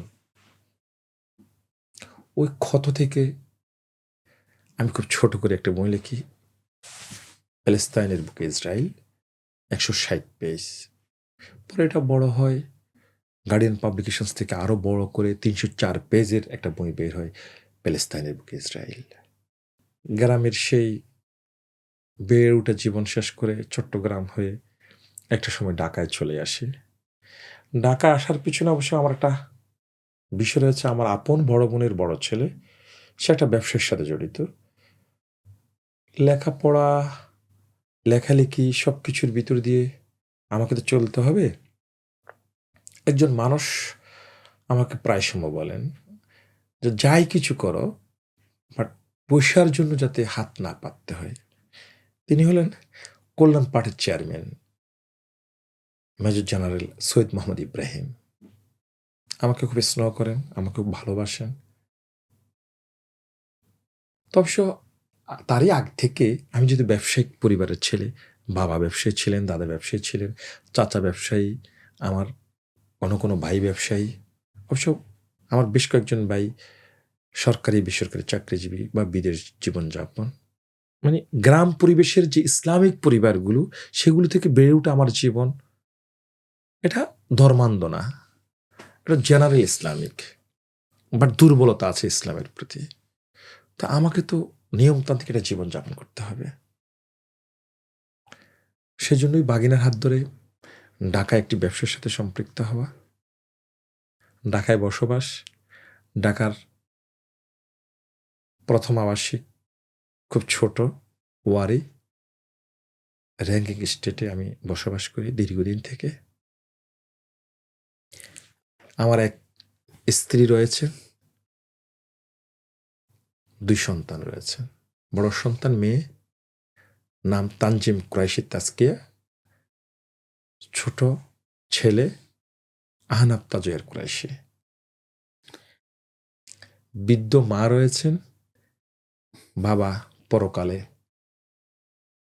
স্রষ্টার হেফাজতে ভাই বোন আছেন, এই জনগণ আছেন, আপনারা আছেন। আহ, লেখালেখির আলোচনা যেহেতু আসছে, আপনি একটা বইয়ের কথা বলেছেন, প্যালেস্টাইনের বুকে ইসরায়েল, আপনার আরো বেশ কয়েকটা বই আছে। সেই বইগুলো কি কি আসলে, আমরা যদি নামগুলো অন্তত আমার আজকে জানতে আরেকটা বই হলো নাপ নদীর ওপারে, সেটাও গার্ডিয়ান পাবলিকেশনস। নাপ নদীর ওপারে, অর্থাৎ রোহিঙ্গা ইস্যু, রোহিঙ্গা ইস্যু নিয়ে। মানে জাতিসংঘের ডিক্লারেশন কিন্তু ভূমিহীন মানুষদের কথা বলা হয়েছে। জাতিসংঘ বলেছেন ভূমিহীন নাগরিক, যেটা পৃথিবীতে অসম্ভব একটা বিষয়। এই মানুষগুলোর 4,500 বছরের ইতিহাস রয়েছে, সেই ইতিহাস সমৃদ্ধ। একটা কথা স্পষ্টভাবে বলতে হয়, পরাজিত জাতির কোনো ইতিহাস হয় না, কারণ ইতিহাস রচনা করেন জয়ী জাতি নিজের মতো করে। এরা একসময় বার্মাকে শাসন করেছে, ট্যাক্স নিয়েছে, ত্রিপুরা আরাকান থেকে নিয়েছে, কিছু সময় এই বঙ্গ থেকে নিয়েছে, একটা সময় অবশ্য আমরা তাদের কাছ থেকে নিয়েছি। এই 4,500 বছরের জাতির নিজস্ব গুণ পোকা ধরা ইতিহাসের অংশীদার হলেন আজকের রোহিঙ্গা জনগোষ্ঠী। এরা কোথায় থেকে বিতাড়িত নয়। আরাকানের স্থানীয় যে অধিবাসী, তারাই ধর্ম পরিবর্তন করে ইসলামের ছায়াতলে এসেছে। অর্থাৎ কোথায় থেকে আরাকানে মানুষ যায় নাই, আরাকানের স্থানীয়রাই ইসলামে মাইগ্রেট হয়েছে।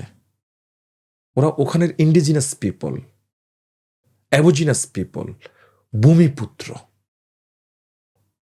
ওরা বাংলাদেশের ভাষায় কথা বলেন না, চট্টগ্রামের মানুষ ওদের ভাষায় কথা বলে, ওরা চট্টগ্রামের ভাষায় কথা বলেন না। আপনি এটা বলবেন কি বলেন? বিষয়টা হলো 1661 সালে মোগল সম্রাট আওরঙ্গজেবের নির্দেশে তার এই অংশের সেনাপতি ইসলাম খাঁ আরাকানের নাপ নদীর এই অংশটা বিজয় করে নোয়াখালী ফেনী অংশের সাথে একভূত করেন। এই অংশের মানুষ মুসলিম হওয়ার কারণে, ওরাও মুসলিম হওয়ার কারণে, সেই সময় ইতিহাসে সীমারেখা বলতে তেমন কিছু না থাকার কারণে এটা একভূত হয়ে যায়। তাই আরাকানিজরা বাংলা ভাষায় কথা বলেন না, চট্টগ্রামের মানুষরা যে আঞ্চলিক ভাষায় কথা বলেন সেটা আরাকানিজ ভাষায়। আরাকানিজরা ওইখানের ভূমিপুত্র। ওরা ইসলাম ধর্ম যখন পৃথিবীতে আসে, তখনই নবীর আমলে মধ্যপ্রাচ্যের যে ব্যবসায়ীরা এখানে আসতেন, ইসলামের একটি নিয়ম হলো যেখানে তুমি যাবে ধর্ম প্রচার করবে। একই সাথে আরবের সংস্কৃতি ছিল বহু বিয়ে। ওই ব্যবসায়ীরা এখানে আসতেন, ধর্ম প্রচার করতেন ইসলামের নিয়মে, আর বিয়ে করেছেন আরবের সংস্কৃতিকে মেনটেন করে। আর আরাকানের রাষ্ট্রীয় নিয়ম ছিল তুমি বিয়ে করতে পারবা, সন্তান স্ত্রী নিতে পারবা না। ওরা এখানে থেকে যায়, ওরাই আজকের রোহিঙ্গা মুসলিম। কেউ কেউ বলে যে আওরঙ্গজেবের ভাই সুজাউদ্দৌলা ওখানে যে আশ্রয় নিয়েছে, তার যে বাহিনী রয়ে গিয়েছে তারা না, তাদেরকে বলা হয় কামানসি মুসলিম। তারা বার্মার রাজধানীতে নিরাপদে জীবনযাপন করে। ইতিহাস একটা দুর্বল। দেখেন, এই বার্মিসরা 1661 আরাকানকে প্রথম মোগল সম্রাট ভাঙার পরে আস্তে আস্তে তারা দুর্বল হয়। পরে 1784 সালে বার্মার রাজা বোধপায়া আরাকানের বাকি অংশ দখল করে। এরপরে ব্রিটিশ, দ্বিতীয় বিশ্বযুদ্ধ। অবশ্য এখানে এদেরকে ব্রিটিশরা দ্বিতীয় বিশ্বযুদ্ধ পরবর্তী সময়ে স্বাধীনতা দিতে চান। কোথায় কোথাও দেখা যায় যে তাদেরকে পাকিস্তানের সাথে একভূত করতে চান, কিন্তু জিন্না সাহেব এটা নিতে চাননি নানা কারণে। অকারণে এটা বার্মিজ অংশ হয়। তারা কিন্তু স্বাধীনতা চায়।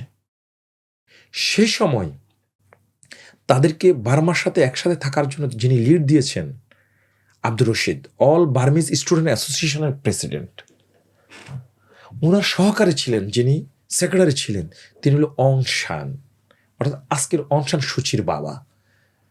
এই উপমহাদেশে ব্রিটিশরা মুসলমানদের কাছ থেকে ক্ষমতা নেয়। তাই তারা বুঝতেন জানতেন মুসলিমরা বিদ্রোহ করবে, তাদের কাছ থেকে ক্ষমতা নিয়ে যাবে, যার ফলশ্রুতিতে তারা মুসলিম এই ভূসীমানায় অন্য ধর্মের মানুষগুলোকে ক্ষমতায় বসান। আপনি দেখেন বাংলাদেশে অনেক জায়গায় আপনি হিন্দু নাম দেখেন, তো ভাই এই উপমহাদেশে তো 700 বছর মুসলমানরা শাসন করেছেন, তাহলে মুসলিম নামগুলো কই? ওই ব্রিটিশরা বয়ে বিভিন্ন জমিদার এটা হিন্দুদেরকে প্রতিষ্ঠিত করেছেন।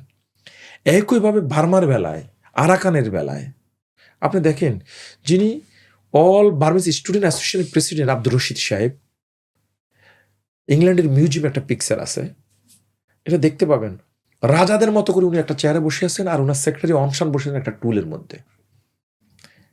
অথচ সে অনশান বার্মার জাতির পিতা হন, আর তার প্রেসিডেন্ট আব্দুর রশিদের উত্তরসূরি মুসলমান ওখানে নিপীড়িত, নির্যাতিত, নিগৃহীত, তাদেরকে পরাজিত জাতি করে বানিয়ে রাখা হয়েছে। তারা রাষ্ট্রহীন, ভূমিহীন নাগরিকে পরিণত হয়েছে। এই মানুষগুলোর যে কষ্ট, দুর্দশা, আমি 3 টার্ম কিছু অংশ আরাকানের ভিতরে প্রবেশ করার সুযোগ হয়েছে। আমি ওখানে থেকেছি, ওদের সাথে মিশেছি, তাদের ইতিহাস নিয়ে লিখেছি। আপনার আর কি কি বই আছে একবারে সংক্ষিপ্তভাবে? আমার একটি বই আছে, বলেন। কাশ্মীর কার, আচ্ছা, পৃথিবীর ভূস্বর্গ। মানে আপনি ফিলিস্তিন নিয়ে লিখেছেন, কাশ্মীর নিয়ে লিখেছেন, রোহিঙ্গা নিয়ে রোহিঙ্গা লিখেছি, তার মানে ইম্পর্টেন্ট 3টা মুসলিম যে issue আমি আমার আছে, পাহাড় নিয়ে কোনগুলো লিখেছি, লিখেছেন? বাংলাদেশি বাঙালি। আচ্ছা, যে পাহাড় আমার, যে পাহাড়ের কথা না বললে নয়। আমি এই ভূখণ্ডে 5000 বছর ধরে বসবাস করি। আমার এই ভূখণ্ডের অস্তিত্ব কিন্তু 5000 বছর সমসাময়িক, ভূতাত্ত্বিকভাবে। আমি যদি বাংলাদেশি বাঙালি হই, আমি যদি এদেশের আদিবাসী না হই, পাহাড়িরা আদিবাসী হয়, আমি এখানে 5000 বছর, পাহাড়িরা কতদিন? পাহাড়িরা যে ক্ষুদ্র নিগোষ্ঠী, বার্মা, খুকি, খেয়াং, এরা মূল বার্মার নির্যাতিত হয়ে, নিপীড়িত হয়ে, মাইগ্রেট হয়ে আমার পাহাড়ে আশ্রয় নিয়েছে। আজ থেকে সর্বসাকুল্যে সর্বোচ্চ যারা আগে এসেছেন তাদের ইতিহাসও 220 থেকে 25 বছর, এবং যারা সর্বশেষ এসেছেন তাদের ইতিহাস 130 থেকে 150 বছর। তারা কেউ এখানের ইন্ডিজিনাস কিংবা অ্যাবজিনাস পিপল না, তারা কেউ এখানে ভূমিপুত্র না, তারা মাইগ্রেটেড পিপল। অথচ দেখেন, জাতিসংঘ নিজের দেশের রেড ইন্ডিয়ানদেরকে আদিবাসী হিসেবে স্বীকৃতি না দিয়ে গত 47 বছর ধরেই ওরা নতুন করে একটা শব্দ এস্টাবলিশ করেছে, আদিবাসী। কিন্তু আদিবাসীর মূল সংজ্ঞাটা কি জানেন? আদিবাসী জাতিসংঘকে দিয়ে আমেরিকা যে খেলটা খেলছেন, সেখানে স্পষ্টভাবে বলা হয়েছে, কোনো রাষ্ট্রে যে আদিবাসী থাকবেন তারা যদি সীমান্ত রেখায় থাকেন, তার যদি স্বগোত্রীয় কোনো মানুষ অন্য সীমান্ত থাকে, ওই সীমান্তটা উন্মুক্ত হইতে হবে, রাষ্ট্রে কোনো বাহিনী থাকতে পারবে না। চিন্তা করে দেখেন, বাংলাদেশ, ভারত, বার্মা একাকার হয়ে যাবে। আরও বলেছেন ওখানে কোনো খনিজ সম্পদ থাকলে আপনি আহরণ করতে পারবেন না। অথচ তারা রেড ইন্ডিয়ানদেরকে, যারা মার্কিন মুল্লুকের মালিক, আজকে যারা আমেরিকান, তারা তো ওখানে মাইগ্রেটেড, ওখানে যাওয়া লোক, কারা? যাদেরকে ব্রিটিশরা, তার্কিশরা দর্শনের দায়ে, খুনের দায়ে যাবজ্জীবন দিয়ে নির্বাসনে পাঠিয়েছে। তারা জিওপলিটিক্সের পার্টগুলো জটিল নয়, কিন্তু আমরা কঠিন করেছে।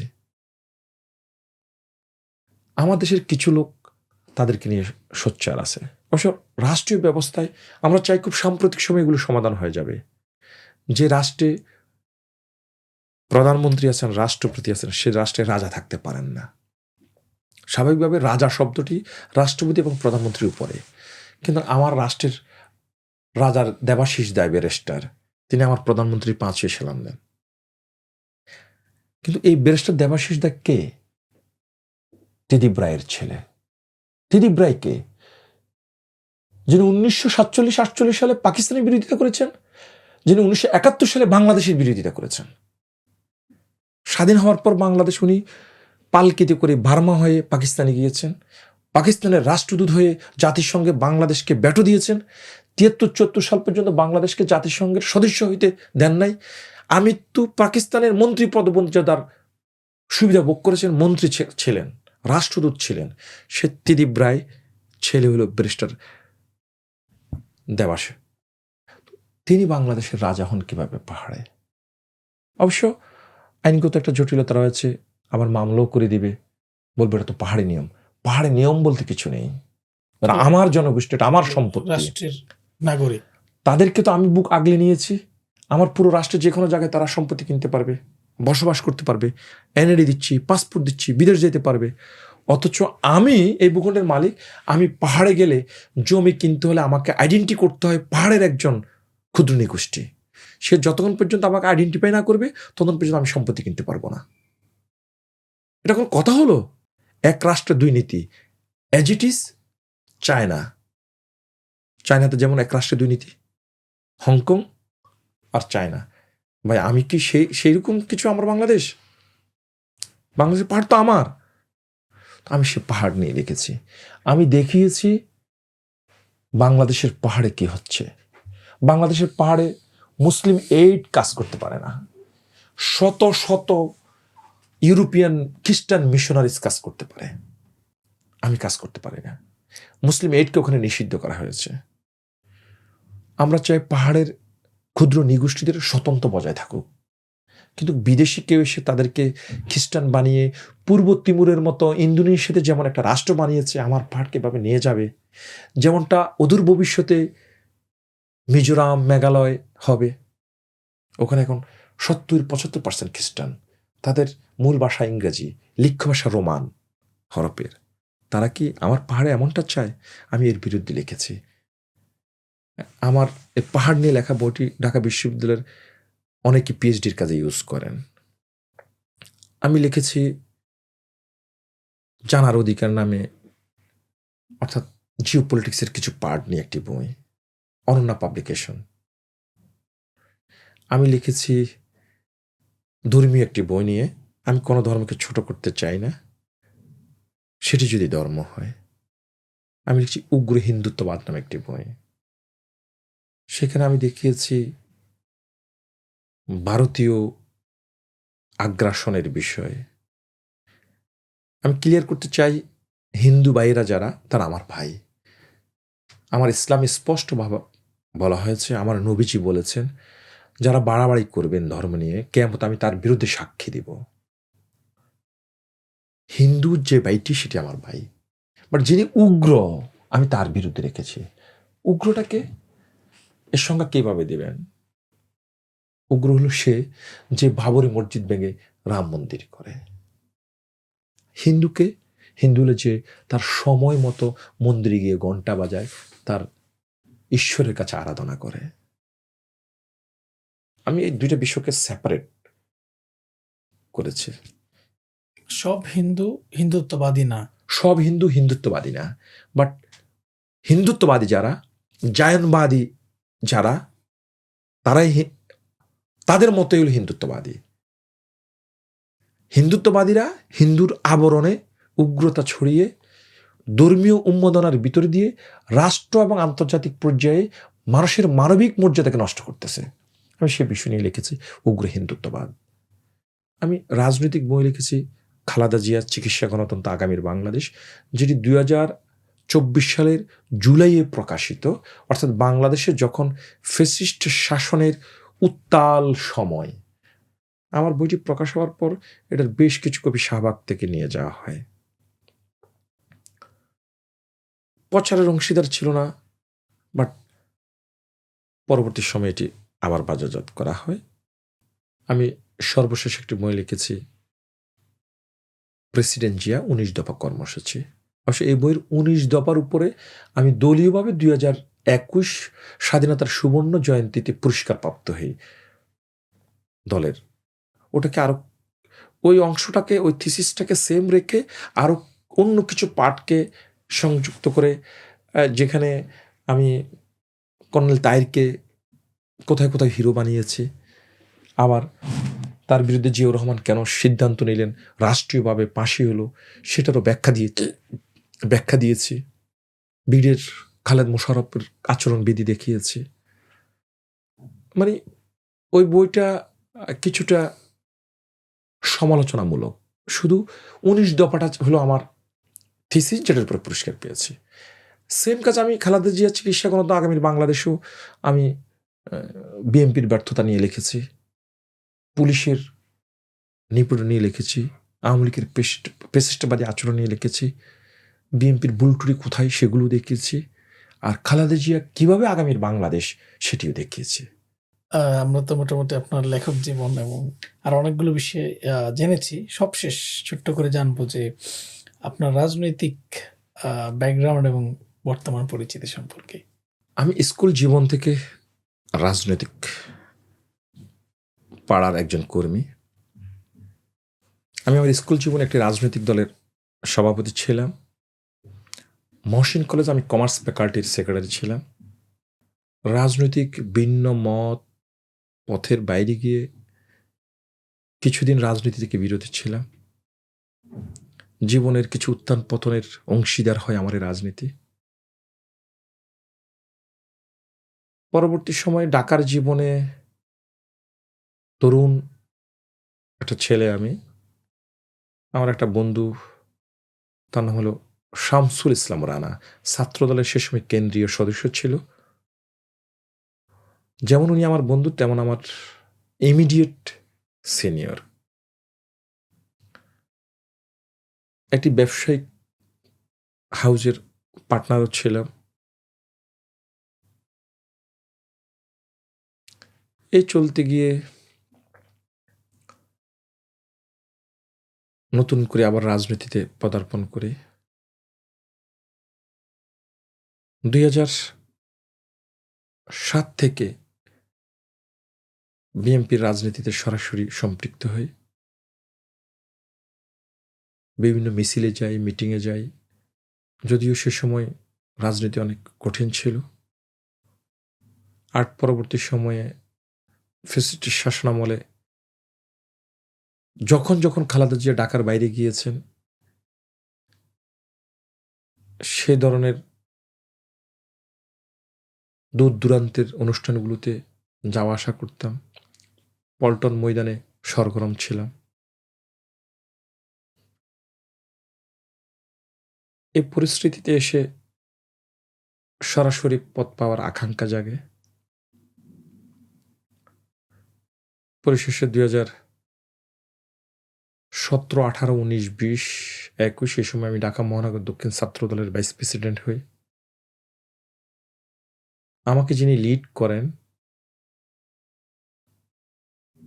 জনাব এম এ গাপ্পার, তিনি অনেক চেষ্টা করেছেন আমাকে ছাত্রদল ঢাকা দক্ষিণের সভাপতি করার জন্য,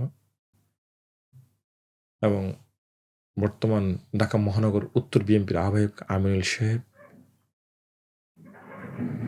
আমারও অপরিপক্কতা, বয়স মিলিয়ে, যেহেতু ছাত্র রাজনীতিতে বয়স লিমিট করা হয়েছে, আমার আর দক্ষিণ ছাত্রদলের প্রেসিডেন্ট হওয়া, মানে ঢাকা মহানগর দক্ষিণ ছাত্রদলের প্রেসিডেন্ট হওয়া সম্ভব হয়নি। নানা কারণে, একেবারে নিজের ত্রুটির কারণে কেন্দ্রের ভাইস প্রেসিডেন্ট না হয়ে যুবদলে থাকার ইচ্ছা পোষণ করি। যুবদলের গত ২ কমিটিতেও আসবো বলে ব্যর্থ হই। পরিশেষে সাম্প্রতিক সময়ে বাংলাদেশে যে মুক্তিযুদ্ধ, যে ইতিহাসকে ধারণ করে বাংলাদেশ বেড়ে ওঠা, গড়ে ওঠা, যেটা বাংলাদেশের হৃৎপিণ্ড, তো এই মুক্তিযোদ্ধা দলের একটি পার্ট হলো মুক্তিযোদ্ধা প্রজন্ম, যারা মুক্তিযুদ্ধকে ধারণ করবে, বাঁচিয়ে রাখবে বাংলাদেশে। এই মুক্তিযুদ্ধ প্রজন্ম একটা কেন্দ্রীয় কমিটি হয় ১৫১ সদস্য বিশিষ্ট, যার আহ্বায়ক ইঞ্জিনিয়ার ইশাক সাহেব, সদস্য সচিব জনাব নান্নু সাহেব, ১ নং সদস্য বিএনপির ভারপ্রাপ্ত চেয়ারম্যান জনাব তারেক রহমান সাহেব, ২ নং সদস্য, জায়গাটা লেখা হয়েছে মরহুম কোকো প্রজন্ম, অর্থাৎ ওনার পরিবার থেকে যে কোনো একজনকে রাখা হবে। আমি সিরিয়ালে ২৯, বাট সদস্য আমি ১৯, যেহেতু আমার আগে আহ্বায়ক যুগ্ম আহ্বায়করা আছে। এটা হলো আমার, এটা রাজনৈতিক ময়দানে আমার ছোট একেবারে পদ। আমি ছাত্রদলের ঢাকা মহানগর দক্ষিণের সাবেক ভাইস প্রেসিডেন্ট, মুক্তিযুদ্ধ প্রজন্মের কেন্দ্রীয় আহ্বায়ক কমিটির সদস্য। এছাড়া আমি মূলত কাজ করতাম মরহুম এমাজউদ্দিন স্যারের সাথে। আচ্ছা, ঢাকা ইউনিভার্সিটির সাবেক।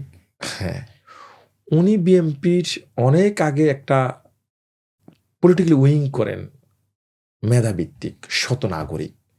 এখানে মূলত বিশ্ববিদ্যালয়ের বিসি,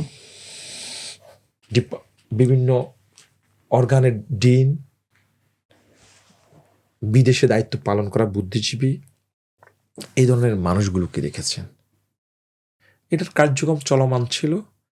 এক পর্যায়ে এসে উনি আমাকে, এটা মূলত অনেক সিনিয়রদের পার্ট, উনি জীবিতকালীন সময় আমাকে মৌখিকভাবে যে তুমি শত নাগরিকের বিএনপির একটি বুদ্ধিজীবী পার্টের অংশ হিসেবে তুমি কাজ করো, এটা মৌখিক একটা ডিক্লারেশনের ভিতরে দিয়ে আমি উনার তত্ত্বাবধানের যে শত নাগরিক সেটার কাজ করেছি, মনে মনে সেটা ধারণ করি।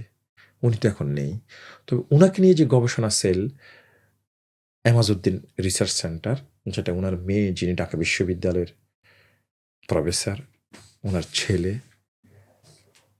এবং আমাদের জাহাঙ্গীরনগর বিশ্ববিদ্যালয়ের ডিপার্টমেন্ট হেড সাবেক বা বিশ্ববিদ্যালয় প্রযুক্তি বিশ্ববিদ্যালয়ের বিসি আছেন, কবি আব্দুল হাই শিকদার আছেন, আমি সহকারে, আমি রিসার্চ সেন্টারের মেম্বার, মানে ডক্টর প্রফেসর এমাজউদ্দিন আহমেদ যিনি ঢাকা বিশ্ববিদ্যালয়ের বিসি ছিলেন, ওনাকে নিয়ে যে রিসার্চ সেন্টার, এটা আমি সেই সেন্টারের মেম্বার হিসেবে কাজ করে থাকি।